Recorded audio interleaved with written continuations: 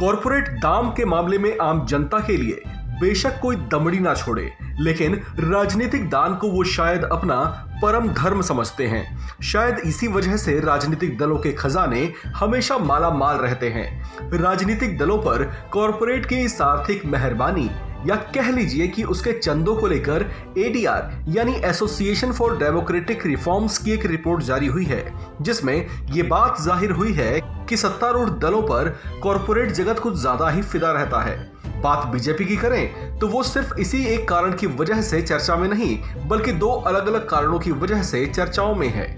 दरअसल बीजेपी मिलने वाले चंदे के मामले में सबसे अव्वल है। उसे बाकी राजनीतिक दलों के मुकाबले चंदा तो सबसे ज्यादा मिला ही है, लेकिन वो एक ऐसा दल भी है जिसे चंदे के रूप में सबसे ज्यादा रकम कॉरपोरेट जगत से ही मिला है। चंदे में बीजेपी को मिली रकम कितनी है, इसे सुनेंगे तो आप भी दंग रह जाएंगे।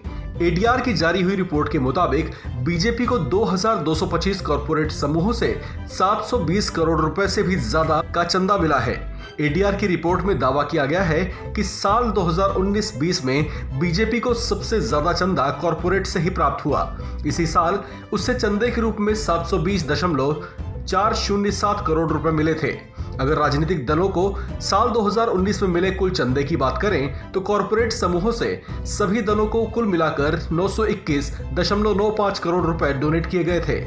एडीआर की रिपोर्ट में बीजेपी के अलावा मोटा चंदा प्राप्त करने वालों में कांग्रेस, टीएमसी, एनसीपी और सीपीआईएम का भी जिक्र किया गया है। इसमें बताया गया है कि कांग्रेस का कॉरपोरेट में 133.04 करोड़ रुपए चंदा मिला, जबकि एनसीपी को कुल 57 करोड़ रुपए चंदे के रूप में प्राप्त हुए। गौरतलब है कि चुनाव आयोग के नियमों के मुताबिक किसी राजनीतिक दल को मिलने वाले चंदे की रकम अगर 20,000 रुपए से ज्यादा की होती है तो उसकी जानकारी चुनाव आयोग को अपनी सालाना रिपोर्ट में घोषित करनी होती है। गौरतलब है कि एडीआर की इस रिपोर्ट में बसपा, भाकपा के साथ साथ कई और दलों का जिक्र नहीं मिला है। अपने चंदे को लेकर बीएसपी की ओर से जो घोषणा की गई थी उसके मुताबिक उसे चंदे में 20,000 रुपए से ज्यादा का योगदान नहीं मिला। इस खबर में फिलहाल इतना ही।